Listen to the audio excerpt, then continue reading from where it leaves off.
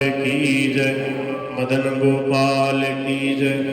राम राम राम। श्री ठाकुर जी महाराज की जय। श्री बद्री विशाल भगवान की जय। श्री बद्रीनाथ धाम की जय। ओम स्वस्ति श्री मन महागणाधिपतये नमः। ओम श्री गणेशाय नमः। गजाननं भूतगणादिसेवितं कपित्थजम्बूफलचारुभक्षणम् उमासुतं शोकविनाशकारकं नमामि विघ्नेश्वरपादपङ्कजम्। वसुदेवसुतं देवं कंसचाणूरमर्दनं देवकी परमानन्दं कृष्णं वन्दे जगद्गुरुं। वर्षे विभूषितकरानवनीरदाभात् पीताम्बरादरुणबिम्बफलाधरोष्ठोत् पूर्णेन्दुसुन्दरमुखादरविन्दनेत्रात् कृष्णाम्बरं किमपि तत्त्वमहं न जाने। राम राम राम राम राम राम राम राम।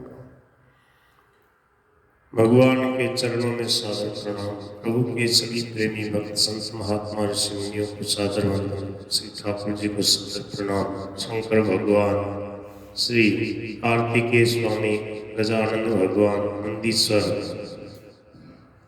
पूरे शिव परिवार के चरणों में सादर प्रणाम। हनुमान जी महाराज को बार बार सादर नमन। सभी स्थान देवों को सादर प्रणाम। श्री शेठ जी, जयदयाल गोविंदका जी, भाई जी, परम सदे स्वामी जी, श्री शरणानंद जी, श्री स्वामी अखंडानंद जी, सभी प्रेमी भक्त संत महापुरुषों को बार बार प्रणाम। भगवान की विशेष कृपा होती है तब सत्संग में रुचि होती है और सत्संग की बातें कहने सुनने के लिए भगवान की कृपा से अवसर प्राप्त होता है। सत्संग सेवधिर निर्णय, सत्संग है ये भगवान से मिलाने वाला है। श्री भर्तृहरि जी बहुत विलक्षण संत हुए हैं, बड़े त्यागी, वैरागी, प्रेमी। वो कहते हैं सत्संग से क्या नहीं होता, सत्संग से सब कुछ होता है। सत्संग से ही जीवन मिलता है। मैया, कितने लोग हैं संसार में सत्संग न मिलने के कारण से कैसे सुख दुख के थपेड़ों में और गोता खा रहे, दुख पा रहे।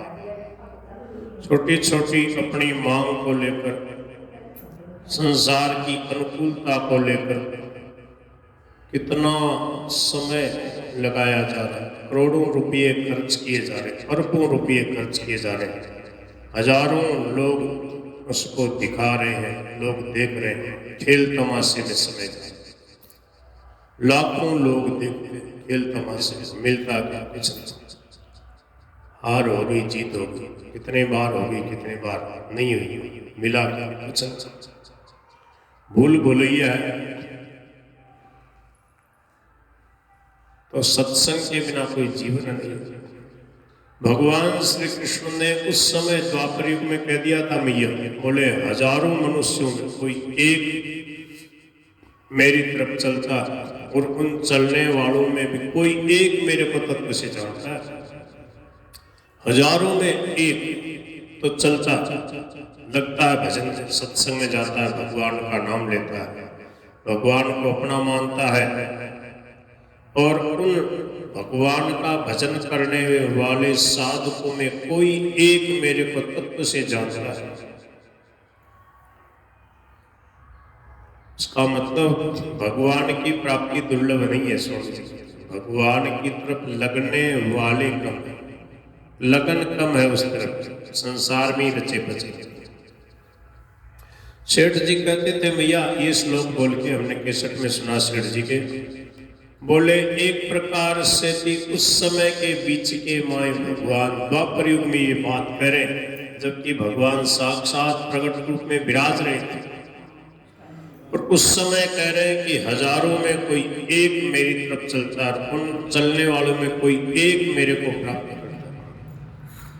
तो बोले हजार के बीच के माए तो छोड़ो, अब इस समय कलयुग में करोड़ के बीच में भी अगर एक महापुरुष मिल जाए तो भी अपने तो बड़ी बात है। तो उस समय सेठ जी कहते हैं सन 1950-60 के आसपास और प्रवचन हमने सुना सेठ जी का प्रवचन केसरी में, बोले इस समय के बीच के माए एक प्रकार से भी अपने देश की जनसंख्या 40 करोड़ है, ऐसे सेठ जी कह रहे हैं। अगर इन 40 करोड़ में 40 भी अगर स्वामी जी महाराज जैसे महापुरुष मिल जाए, समझ में आ रही है? 40 मिल जाए तो बहुत बड़ी बात है। और अभी समझ लो जैसे 7-8 करोड़ है जनसंख्या, पूरे 7-8 अरब है पूरे संसार की, तो 7-8 अरब के बीच में से 1 अरब में 1 करोड़ है, 1 अरब हो गई अब जनसंख्या, 1 अरब और 1.5 अरब होने वाली है। तो बोले 1 अरब में एक भी अगर स्वामी जी जैसा विलक्षण महापुरुष हो तो भी बड़ी बात। प्रकट रूप में कहाँ है? नहीं है ना, अंधेरा सा, सब जगह छोटा छोटा रूप में प्रकाश कर रहे हैं, अपने अपने कोई संप्रदाय में कोई चमक रहे हैं, परंतु सार्वभौम विलक्षण भगवान की बात बताने वाले जहां है वहीं रहते हुए सबको भगवान की प्राप्ति आज और अभी से हो सकती है। किसी व्यक्ति वस्तु क्रिया की नहीं आवश्यकता, ऐसी विलक्षण बात बताने वाले को बहुत दुर्लभ हो गया। देश विशेष में अगर सीमित कर दिया जाए कि यहाँ ही विशेष रूप से भगवान मिलते हैं, भगवान की प्राप्ति यही होगी, तो बहुत सीमित हो गया। संत कहते थे भगवान के धाम को सीमित मत बनाओ। बोल गिरधर गोपाल की जय। सुबह अपने बात चल रही थी भैया, महापुरुषों की महिमा, संत महापुरुषों का प्रभाव। तो सेठ जी कहते हैं कि इस प्रकार के पुरुष जिनके लिए भगवान श्री कृष्ण गीता में कहते हैं कि ऐसे महापुरुषों के पास जाकर उनको तत्व ज्ञान की बातें सीखो, सुनो, समझो, वो महापुरुष आपको उस तत्व ज्ञान का उपदेश करेंगे जिससे तुम्हारा कल्याण हो जाएगा। इस संसार को तुम अपने आप में देखोगे, अपने आप को भी मेरे में देखोगे, और जिस ज्ञान को प्राप्त होने के बाद फिर कभी मोह नहीं होगा। ये बात भगवान ने कही चौथे अध्याय के 34-35 नंबर श्लोक में। तद्विद्धि प्रणिपातेन परिप्रश्नेन सेवया उपदेक्ष्यन्ति ते ज्ञानम ज्ञानिनः तत्वदर्शिनः। तत्वदर्शी, तत्व को जानने वाले। यहाँ तत्वदर्शी का मतलब अनुभवी महापुरुष, जो माया मोह से ऊंचे उठे हुए सेठ जी, स्वामी जी, भाई जी, ऐसे महापुरुषों के सानिध्य में जाके उनको प्रेम से, श्रद्धा से प्रणाम करे, विनय पूर्वक प्रश्न करे। प्रश्न भी 2 प्रकार से किए जाते हैं। एक तो क्या है कि खुद जानते हैं, फिर सोचते हैं बाबू जी ये संत कितने पानी में ध्यान देखा आना हुआ है कि यह बात है, समझे? तो उसमें अपना लाभ नहीं है। उसमें तो क्या है, क्या परीक्षा करेंगे संतों की, अपने क्या परीक्षा? प्रश्न होना चाहिए अपनी जिज्ञासा का समन करने के लिए, अपने को भगवान में प्रेम बढ़े, इस भाव से हमारी कहाँ रुकावट है, साधन में, भजन में हम कैसे आगे बढ़े, कैसे भगवान मिले, इस भाव से पूछना चाहिए। उसको कहा परिप्रश्न। परिप्रश्न माने परितः, सब ओर से निर्मल भाव से। तब क्या होगा कि उपदेक्षन्ति ते ज्ञानम, वे महापुरुष ज्ञान उपदेक्षन्ति, ज्ञान का उपदेश करेंगे। उससे क्या होगा? बोले यज ज्ञात्वा, जिस तत्व को जानने के बाद यज ज्ञात्वा न पुनर्मोह, फिर तेरे को कभी मोह नहीं होगा। मोह क्या होता है और ज्ञान क्या होता है? आसक्ति क्या होती है और प्रीति क्या होती है, इसको समझ लो। मोह वैचित्य धातु से मोह शब्द बना है। स्वामी जी कहते हैं मोह में बेचैत्य रहता है, होश नहीं होता, बेहोशी जीवन बीत जाती है। और जब ज्ञान होता है तो ज्ञान का प्रकाश होता है, उसमें क्या होश में रहते हैं। जैसे एक तो सो रहा है नींद में, एक जगा हुआ, फर्क है, कितना फर्क है रात दिन का। भगवान श्री कृष्ण ने कहा या निशा सर्वभूतानां, जो जगे हुए हैं और जो सो रहे हैं, जो मोह निशा से जग गए हैं और जो मोह निशा में सो गए, सोए हुए, दोनों में फर्क बताया भगवान श्री कृष्ण के शब्दों में, गीता जी में लिखा है। दूसरे अध्याय का 69 नंबर श्लोक है, 8 और 9 नहीं 7 69 में 9 6 और 9 69, तो 68 के बाद 69। या निशा सर्वभूतानां, जिसमें सब लोग सोते हैं, तस्याम जागृति संयमी, उसमें वह संयमी अध्यात्म तत्व को जानने वाला, वह साधक, वह प्रेमी संत, वह भक्त जागता है। लोग जब सोते हैं तब तो वह जागता है, और जब लोग जागते हैं तब वो सो जाते हैं। समझ गए? अब इसका सीधा सीधा अर्थ क्या समझे? मैं यहाँ चूरू में पढ़ता था भैया, 1991-92 की बात है, जब चौथी कक्षा में पढ़ता था, तो मैं क्या, गीता तो पढ़नी आने लगी, गीता याद हो गई। चौथी कक्षा में 2 अध्याय याद थे मेरे। 1991 में स्वामी जी आए थे, पूछते भी थे हमारे। तो क्या है कि मैंने सोचा अर्थ पढ़े इसका, क्या लिखा है इसमें लिखा क्या है, संस्कृत में तो याद कर ली। तो या निशा, या मानी जो, निशा मानी रात, या निशा सर्वभूतानां, भूत कहते प्राणी को, सर्वभूतानां संपूर्ण प्राणियों की जो रात है, तस्याम जागृति संयमी, उसमें संयमी व्यक्ति जागता है। और यस्याम जागृति भूतानि, जिसमें सब लोग जागते हैं, सा निशा पश्यतो मुने, वह उस मुनि के लिए रात है, वह उसमें सोता है। तो मैं अब टाबरी था, तो मैं सोचे कोई अर्थ क्या हो, तो मैं आसपास वाले से पूछा, रे भैया इनको क्या अर्थ है? ये जब लोग जागे जना तो वो सोए, और जब लोग सोए जना वो जागे, क्या अर्थ हो? तो फिर आपस में टाबर थे, फिर हमने ये निश्चय किया 11 साल की अवस्था, 1991 की बात। तो हमने सोचा कि बाबा जी होते हैं ना, इनको कोई काम तो होता नहीं।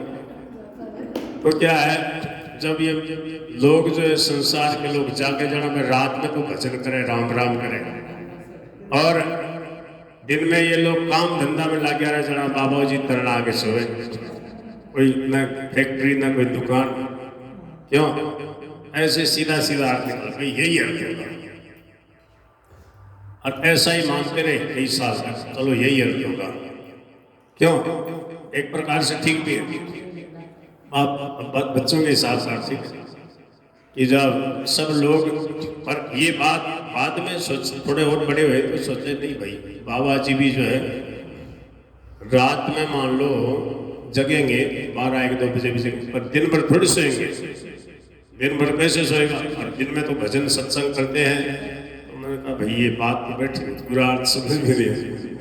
फिर साधक संजीवनी मिली भैया हमारे को, 1993-94 में मिल गई छठी सातवीं में हो गई, तो उसमें फिर इसमें पढ़ा। फिर 1994-95 में ये सब जाके समझ में आया। जब 7वीं 8वीं पढ़ रहे थे तब समझ में आया, जब स्वामी जी की टीका पढ़ी, साधक संजीवनी, सेठ जी और स्वामी जी की जब तत्ववेचन की टीका, स्वामी जी की साधक संजीवनी, उसमें समझ में आया कि जिसमें सब लोग जागते हैं, उस मोह रूपी रात्रि में वो क्या करता है, लोग जो है मोह से ग्रसित होकर संसार में जागते हैं, मानी मोह से ग्रसित होकर भोग संग्रह में लगे हैं, कमाने खाने में लगे हैं, चमक दमक में, मौज मस्ती में लगे हैं। तो इस तरफ से क्या है, वो बैरागी, वो संत, वो महापुरुष, उसके लिए घोर अंधेरी रात है, संसार का अकेड़ा प्रपंच, इसकी तरफ से वो आंख मूंद लेता, मतलब इस तरफ से सो रहा है, रुपया इकट्ठा कर ले, एक एक पाई का हिसाब रखते, एकदम जागृत मोह युक्त आदमी, उसमें तो सोता है। और जहां संसार के लोग भगवान की तरफ से विमुख हैं, भगवान की तरफ चलते ही नहीं, भगवान की तरफ से सोए हुए हैं, उधर वो जागता है, मानी जागृत होकर सावधानी से भगवान के भजन में लगा। ये है जागरण। भगवान की सन्मुखता है जागृति, भगवान से विमुखता है ये क्या है, घोर नींद, मोह निशा। तो मोह रूपी रात्रि, इसमें वो क्या है, इसकी तरफ से वो सोता है। लोग जहां जागते हैं वहां वो, लोग जहां सोते हैं वहां वो जागता है। भोग संग्रह में लोग जागृत होके लगे, उसमें वो सोता है। और जहां वो जागता, उस तरफ से लोग सो रहे हैं। क्या भगवान के सन्मुख होकर भगवान में लगा जागृति पूर्वक, एक एक श्वास का, एक एक क्षण का सदुपयोग करता है। इस तरफ से लोग बेपरवाह सो रहे हैं, भगवान से कोई मतलब ही नहीं। कमा लिया, खा लिया, रोटी सब्जी दाल की बढ़िया व्यवस्था हो गई। शरणानंद जी महाराज से एक व्यक्ति ने कहा, उदयपुर नाथ द्वारा ना इधर शरणानंद जी सत्संग करने गए, तो एक आदमी बढ़िया पढ़ा लिखा, शायद प्रोफेसर टाइप का आदमी, तो उन्होंने कहा कि महाराज देखो, भगवान भगवान भगवान की क्या जरूरत है, अब यार सर्दी को टाइम है, बढ़िया गरम गरम भोजन प्रसाद पा करके और गरम रिजाई ओढ़ के मैं सो रहा, बढ़िया गुदड़ा में पड़ के सो रहा, भगवान की जरूरत क्या है? ऐसे बोले, भगवान आपके घर में बैठे रहो, भगवान की क्या जरूरत है? जना शरणानंद जी बोले, भाया मैंने तो भगवान की जरूरत मालूम दे। क्यों? बोले, जिस परिस्थिति का आपने अभी आश्रय ले रखा है, इसकी कोई गारंटी नहीं अब क्या हो जाए, पता है? जिनको अपना मान रहे हो, ये कब बिछुड़ जाए, आप कब बिछुड़ जाए, जो अनुकूल भोग सामग्री है, जो अनुकूल शरीर है, कब रोग आ जाए, कब एक्सीडेंट हो जाए, कुछ भी हो जाए, कोई भरोसा? तो क्या भरोसा इस जिंदगी का? क्यों निश्चित होकर सो रहे हो? भगवान की तरफ से क्यों मुंह मोड़ रखा है? तो शरणानंद जी ने कहा, संसार में कहीं कोई गारंटी नहीं है। सच्चा साथी, साथ निभाने वाले, सदा साथ देने वाले, परम दयालु, सहज सर्वज्ञ, सर्वसमर्थ भगवान के जैसा हमारा कोई नहीं। समझाया, उनके समझ में आ गया भाई ये बात तो सही। अभी तो कह तो रहे हो आराम से सो रहे, परंतु संसार में कहीं भी कुछ भी घट जाए, क्या कर सकते हो? देखो, अब पूरे लोगों का पैसे, लाखों करोड़ों लोग उसी समाचार को देख रहे हैं, अचानक आदमी को मार दिया, बढ़िया हट्टा कट्टा आदमी, बहुत बढ़िया, उसको मारने वाले लाखों लोग मार दिया उसको। बताओ क्या कर लिया? अब वो हल्ला करते रहो, पर वो मरा हुआ आदमी थोड़ी आ जाएगा। तो कोई परिस्थिति किसी के बस में है क्या? परंतु ज्ञान हो जाए कि संसार नाशवान है और यहाँ उल्ट फेर होती रहती है, चलती रहती है, भीतर में ये बात समझ में आ जाए तो भीतर की हमारी प्रसन्नता को कोई छीन सकता है क्या? ज्ञान से जो प्रकाश मिला है उसको कोई छीन सकता है क्या? स्वामी शरणानंद जी महाराज, स्वामी जी महाराज कहते थे, बोले कि ब्रह्मा जी है ना, ब्रह्मा जी वहां को वाहन कहीं है, ब्रह्मा जी किस पे बैठते हैं? हंस पे। अच्छा, स्वामी जी कहते हैं एक श्लोक आया नीति में कि ब्रह्मा जी मान लो नाराज हो जाए और हंस न निकाल दे, बोले आज से मैं तन काम में पड़े, भाग जाते, हंस को निकाल दिया। और बोले उसके अंदर निरीक्षिर विवेचन की जो सामर्थ्य है, वो दूध को जो है उसकी चोंच में ऐसी करामात है कि दूध में मुंह डालते चोंच डालते दूध फटके ऐसे मोती मोती सा हो जाएगा और वो दूध को पी लेगा और पानी को छोड़ देगा, हंस मोती चुभता है। तो बोले ये जो सामर्थ्य ये ब्रह्मा जी भी नहीं उसकी छीन सकते। ऐसे ही भगवान कहते हैं यज ज्ञात्वा न पुनर्मोह, जिसको जानने के बाद फिर मोह नहीं होता। मोह क्यों होता है? अज्ञान से। अज्ञान के कारण आदमी बेचैते रहता है, बेहोशी में रहता है। जब तक सत्संग नहीं मिला, भगवान का भजन करने वाले महापुरुषों का और वह दिव्य अनुभूति युक्त ज्ञान नहीं मिला, तब तक क्या है? कोई जीवन है। छोटी छोटी बात में चिंता कर ले, माथों पकड़ के रोने लग जाए, दुखी हो जाए। अरे होनी अपने बस में नहीं है, ये सीख लो, अच्छी तरह समझ लो। करने में सावधान और होने में प्रसन्न। क्या करने में सावधान? सावधानी से क्या करना है? बुराई नहीं करना, बुराई किसी को बुरा नहीं समझना, बुरा नहीं चाहना, बुरा नहीं करना, बुराई नहीं देखना, नहीं सुनना, नहीं करना। ये 6 बात आ गई तो स्वामी शरणानंद जी कहते हैं धर्मात्मा हो गए आप, महात्मा हो गए, आपको भगवान मिल जाएंगे। अब जो नहीं हो सकता उसमें जोर लगाया जा रहा है। होना जो है ना वो किसी के बस में ही नहीं है। इसलिए भगवान बार बार कहते हैं राग द्वेष रहित होकर सुख दुख में सम होकर कर्म किए जाओ, कर्मण्येवाधिकारस्ते मां फलेषु, फल की इच्छा का त्याग मत करो। बोलो गिरधर गोपाल की। तो इस प्रकार के पुरुष यदि हमें मिल जाएं और फिर हम उन्हें पहचान कर उनका अमोघ सत्संग करें तथा उनकी बातों को लोहे की लकीर ईश्वर की आज्ञा के तुल्य मानकर काम में लावें, तो हम अपना तो क्या दूसरों का भी कल्याण करने में समर्थ हो सकते हैं। सेठ जी कहते देखो इन वाक्यों में कितनी दमदार, कितना दम है महापुरुष की वाणी, अनुभव वाणी। गंगा के स्नान पान से जिस प्रकार बाहर भीतर की पवित्रता होती है, उससे भी बढ़कर महात्माओं का संग पावन करने वाला होता है। गंगा स्नान पान से जो पवित्रता होती है, उससे भी बढ़कर संत महापुरुषों का सत्संग जो है हृदय को पवित्र करता है। दुर्भाग्यवश यदि ऐसे सिद्ध भक्तों की प्राप्ति न हो अथवा होकर भी यदि हम उन्हें पहचान न सकें, तो दूसरे दर्जे में शास्त्रों और देवी संपदा वाले साधकों को आधार बनाना चाहिए, जो उनकी बात को मान करके उनके कहे अनुसार साधन भजन में लगे। उस साधक एक तो पहुंचे हुए महापुरुष सेठ जी, स्वामी जी, भाई जी जैसे, और उनके प्रत्यक्ष अभाव में उनके अनुसार जीवन जीने वाले साधक, और शास्त्रों की अधिकता और उनमें प्रतिपादित विषयों की गूढ़ता को न समझ सकने के कारण केवल गीता ही हमारे लिए पर्याप्त हो सकती है। और शास्त्रों की बात न समझ में आओ तो बोले एक गीता पर्याप्त है। गीता गीता गीता श्रीमद् भगवद गीता, ये भगवद गीता।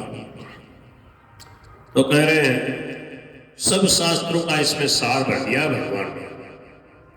अतः सर्वस्व का नाश होने पर भी गीता और महात्मा पुरुषों की बात कभी टालनी नहीं चाहिए। जितनी श्रद्धा हो जाने पर फिर कल्याण होने में देरी का कोई काम नहीं है। जिस माता के गर्भ से ऐसा सुपुत्र उत्पन्न हो वह निस्संदेह पुण्यवती और सौभाग्यशालिनी है। ये बात रामायण में लिखी है। पुत्रवती जुवती जग सोई, हाँ पुत्रवती जुवती जग सोई, रघुपति भगत जासु सुत होई।